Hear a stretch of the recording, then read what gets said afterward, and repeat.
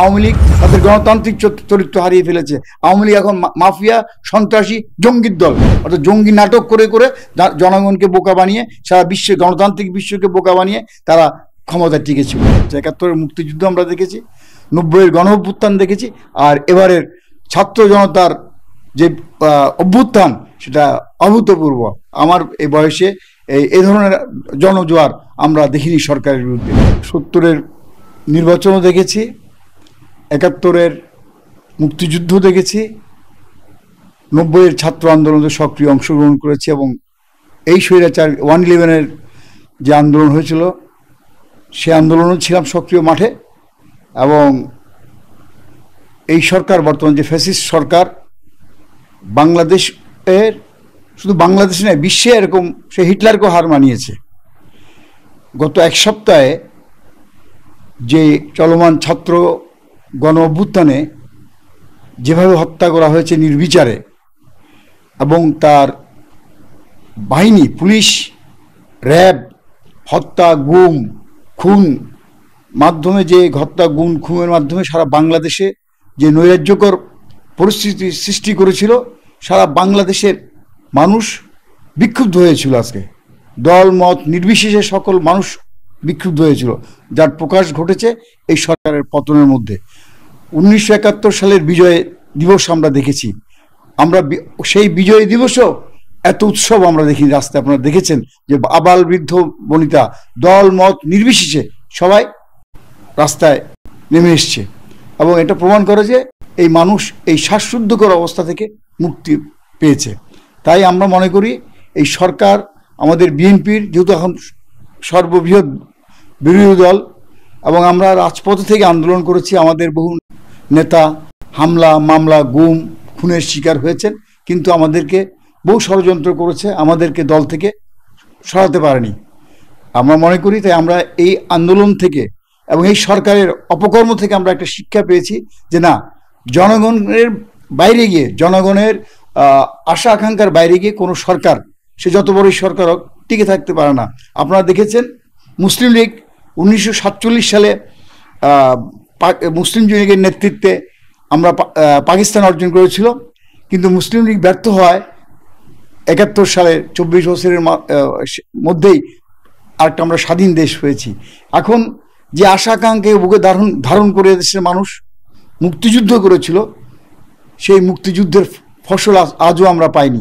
আজকে তার প্রতিফলন ঘটেছে ছাত্র জনতার, মানে গণজোয়ারের মাধ্যমে এই সরকারের পতন ঘটেছে। এরা মুসলিম লীগের যেমন কোনো অস্তিত্ব এখন বাংলাদেশে নেই, ঠিক তেমনিভাবে আমরা মনে করি আওয়ামী লীগও তাদের অপকর্মের জন্য বাংলাদেশের ইতিহাস থেকে বিচ্ছিন্ন হয়ে যাবে। তো আমাদের দলকে চাঁদাবাজ, সন্ত্রাস, দুর্বৃত্তায়ন যে করেছে, যে দুর্বৃত্তায়ন করেছে, সেই দুর্বৃত্তায়ন থেকে মুক্ত করার জন্য চেষ্টা করব আমাদের দলকে। কারণ দুর্বৃত্ত দিয়ে দেশে কোনো রাজনৈতিক দল টিকে থাকতে পারে না। আপনারা দেখেছেন এই নির্বাচনে আওয়ামী লীগ বহু করেছে, অস্ত্র খেলা দেখিয়েছে, কিন্তু জনরোষের সামনে সেই অস্ত্র নিয়ে তাদের পালাতে বাধ্য হয়েছে। মুরাদপুরে যে ঘটনা আপনারা দেখেছেন, শান্তিপূর্ণ আন্দোলনে তারা তাদের মন্ত্রীর উস্কানি দিয়ে, অস্ত্র দিয়ে পাঠিয়েছে, কিন্তু অস্ত্রের সামনে তারা টিকতে পারেনি। ছাত্র জনতার রোষ অত্যন্ত ভয়াবহ, সেটা এবার প্রত্যক্ষ করেছে, এই প্রজন্ম প্রত্যক্ষ করেছে। ৭১-এর মুক্তিযুদ্ধ আমরা দেখেছি, ৯০-এর গণ অভ্যুত্থান দেখেছি, আর এবারের ছাত্র জনতার যে অভ্যুত্থান সেটা অভূতপূর্ব। আমার এই বয়সে এই ধরনের জনজোয়ার আমরা দেখিনি সরকারের বিরুদ্ধে। জনরোষ যেভাবে দেশকে লুটপাট করেছে, মুক্তিযুদ্ধের চেতনার কথা বলেছে, অথচ মুক্তিযুদ্ধের চেতনা ছিল আইনের শাসন, গণতন্ত্র, সামাজিক ন্যায় বিচার। আজকে আমরা কিছুই নেই। আজকে তারা বলা হচ্ছে সাম্প্রদায়িক সম্প্রীতি, তাদের সাথে থাকলে সঙ্গী, আর বিপক্ষে গেলে হয়ে যায় জঙ্গি। ১৯৯৬ সালে জামাতকে গোলাম আজমকে পাশে বসিয়ে সাবেক সদ্য প্রাক্তন খুনি প্রধানমন্ত্রী শেখ হাসিনা বিএনপির বিরুদ্ধে আন্দোলনের কর্মসূচি, অসহযোগী আন্দোলনের ডাক দিয়েছেন। তখন জামাত মুক্তিযুদ্ধের পক্ষে ছিল। যেই মাত্র বিএনপির সাথে জামাত জোট বেঁধেছে, তখন জামাত জঙ্গি হয়েছে। অর্থাৎ তাদের সাথে থাকলে সঙ্গী, বিপক্ষে গেলে জঙ্গি। এই জঙ্গির অজুহাত তুলে কোনো সরকার আর টিকে থাকতে পারবে না, কারণ জঙ্গির ট্যাবলেট বুঝেছে। সাধারণ মানুষকে ধরে নিয়ে, যেহেতু আমি আইনজীবী হিসেবে দেখেছি, আজকে আয়নাঘরের কি বলে, আপনারা দেখেছেন আয়নাঘর থেকে দুজন উদ্ধার হয়েছে, কিভাবে তাদের জীবনকে নষ্ট করে দেওয়া হয়েছে, ধ্বংস করে দেওয়া হয়েছে। আমার এক মামলায় ট্রায়াল করছে আসামির পক্ষে, তাদেরকে তাদের পরিবার থেকে বিভিন্ন সময় জিডি করা হয়েছে। একজনকে ময়মনসিংহ থেকে ধরা হয়েছিল, একজনকে ঢাকা থেকে ধরা হয়েছে, একজনকে পাবনা থেকে ধরা হয়েছে, একজনকে চট্টগ্রাম থেকে ধরা হয়েছে, এবং তাদের পরিবারের পক্ষ থেকে জিডি করা হয়েছে, সংশ্লিষ্ট থানায় পত্রিকায় বিজ্ঞপ্তি দেওয়া হয়েছে, তাদেরকে উদ্ধার করা হয়নি। কাউকে 1 মাস, কাউকে 1.5 মাস, কাউকে 2 মাস পর রাউজান থেকে, একটা রবার বাগান থেকে তাদেরকে দেখানো হলো যে তার গোপন সংবাদের ভিত্তিতে এই জঙ্গিদেরকে গ্রেপ্তার করা হয়েছে, এবং রাত 10টা থেকে ভোর রাত পর্যন্ত গোলাগুলি হয়েছে। গোলাগুলির পর তাদেরকে ধরতে সক্ষম হয়। তারপর কী বলো, আপনার সেখানে কিছু বই, জিহাদি বই, আর 5-6 জন জঙ্গিকে ধরেছে। তার মধ্যে একজনের পক্ষে মামলা করছি। একবার বাদী আসছে র্যাবের এক কর্মকর্তা, তাকে জিজ্ঞাসা করলাম, রাত 10টা থেকে আপনার গোলাগুলি হয়েছে, আপনার 2 পক্ষে গোলাগুলি হয়েছে, একটা অস্ত্র উদ্ধার করেছেন, একটা গোলা বারুদ কিছু না। এই যে বানোয়াট মানুষকে যে জঙ্গি বানিয়ে যে সারা বিশ্বে বাংলাদেশের ভাবমূর্তি ক্ষুণ্ণ করেছে, এই সরকার বাংলাদেশের ভাবমূর্তি ক্ষুণ্ণ করেছে বিশ্বে। অর্থাৎ জঙ্গি নাটক করে করে জনগণকে বোকা বানিয়ে, সারা বিশ্বে গণতান্ত্রিক বিশ্বকে বোকা বানিয়ে তারা ক্ষমতায় টিকেছিল। আপনারা দেখেছেন 18 সালের নির্বাচন, 14 সালের নির্বাচন,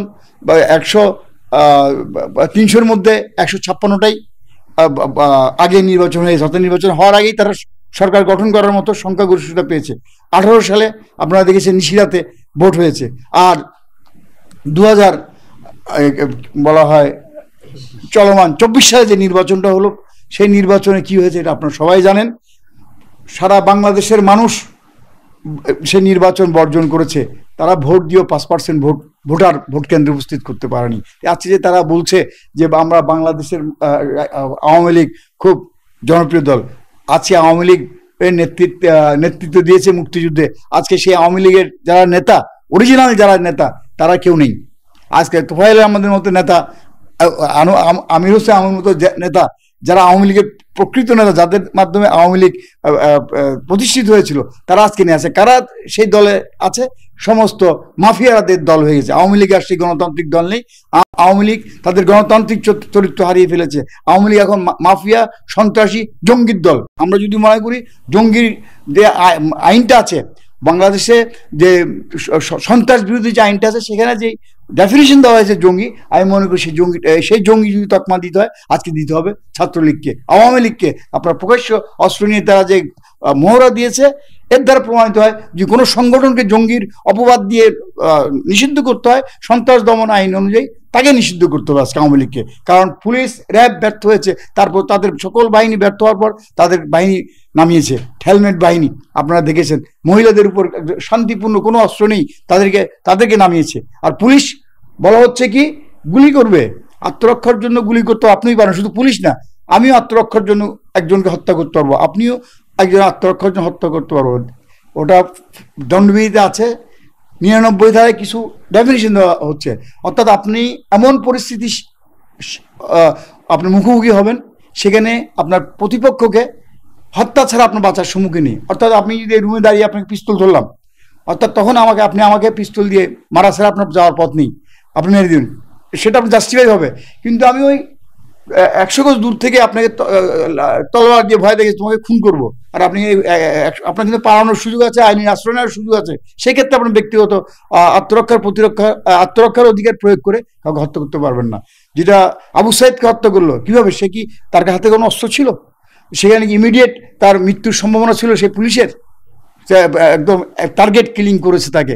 তো এই দ্বারা বোঝা যাচ্ছে এই হিটলার যে গেস্টাপো বাহিনী যেটা করা হয়েছিল, তার থেকেও খারাপ বাহিনী করা হয়েছে আমাদের পুলিশ বাহিনী। পুলিশ হচ্ছে জনগণের বন্ধু, পুলিশ হচ্ছে জনগণের সেবা করা হচ্ছে পুলিশের ধর্ম। আজকে সেই পুলিশকে জনগণের মুখোমুখি দাঁড় করিয়েছে, পুলিশ আজকে জনগণের শত্রুতে পরিণত করা হয়েছে। আজকে আপনারা দেখেছেন সব পুলিশ খারাপ না, কিন্তু আজকে তারা সেই পুলিশকে একটা সাক্ষাৎকার দিয়েছে। আজকে আপনার র্যাবের এক কর্মকর্তা ইলিয়াস আলীকে কিভাবে হত্যা করেছে, সে বলেছে আপনার র্যাব কিভাবে অপহরণ করে, কিভাবে হত্যা করে, কিভাবে লাশ গুম করে, তার এই স্বীকারোক্তির মাধ্যমেই প্রকাশ পেয়েছে সরকার টিকে থাকার জন্য হেন অপকর্ম নেই যে তারা করেনি। আর একজন লোক গোলাম আজমের ছেলে আবদুল্লাহ হিল বাকি, যে আজকে আজমি, যিনি আজ মুক্তি পেলেন 10 বছর পর, অত্যন্ত মর্মান্তিক। সে তার 10 বছর সে কিন্তু বিএমএ থেকে বেস্ট সোল অফ অনার পেয়েছিলেন, বেস্ট ক্যাডার ব্রিগেডিয়ার। তাকে চাকরচ্যুত করে তাকে নির্বিচার একজন কোনো কারণ ছাড়া তাকে আটক রেখেছে। জঙ্গি দমনের নামে যেগুলো করা হচ্ছে মানবাধিকারের চরম লঙ্ঘন। আজকে আপনার ইরাকে যে কারাগার ছিল গালিব কারাগার, সেই কারাগারকেও আমরা আজকে যেটা দেখলাম আয়নাঘর, সেই কারাগারকেও হার মানিয়েছে বাংলাদেশের যেই আয়নাঘর আর ওই ডিবির। আজকে আমরা ইউটিউবে আমরা দেখলাম যেটা বলা হয়েছে টর্চার সেল যেটা করা হয়েছে, আয়নাঘর যেগুলো ডিবির আছে, সেগুলো তো একটা, এইটা তো সমর্থন করে না। একটা গণতান্ত্রিক দেশে তো থাকতে পারে না। এবার হেলিকপ্টার দিয়ে কাউকে হত্যা করা, এটা তো ইসরায়েলি বাহিনী, তো আমরা দেখেছি ইসরায়েলি বাহিনী নৃশংস বাহিনী, শিশুরা ইসরায়েলি বাহিনীকে পাথর মারতে ছুটতেছে, কিন্তু তাদেরকে গ্রেপ্তার করছে, কাউকে প্রকাশ্যভাবে গুলি করা নেই। কিন্তু আমাদের পুলিশ এবার যেটা করেছে, আমরা তাকে পুলিশ বলবো না, এটা দলীয় বাহিনী। আর তারপর একটা মামলা, রাষ্ট্রীয় স্থাপনাগুলো যে ধ্বংস করা হলো, পুলিশের আইজি সেগুলো তদন্ত করার আগেই তকমা লাগিয়ে দিলেন কি, যেগুলো বিএনপি এবং জামাতের কাজ।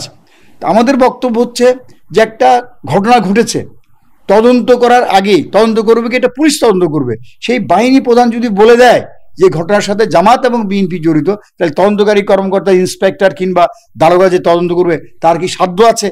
বিপরীত কিছু আসলে সেটা প্রকাশ করার সাধ্য নেই। তাহলে একজন আইজি যে বক্তব্য দিয়েছিল ঘটনার পর, তাকে মনে হয়নি যে তিনি প্রজাতন্ত্রের কর্মচারী, তাকে মনে হয়েছে তার বক্তব্যটা শুনে এখন আওয়ামী লীগের নেতা বক্তব্য রাখছেন।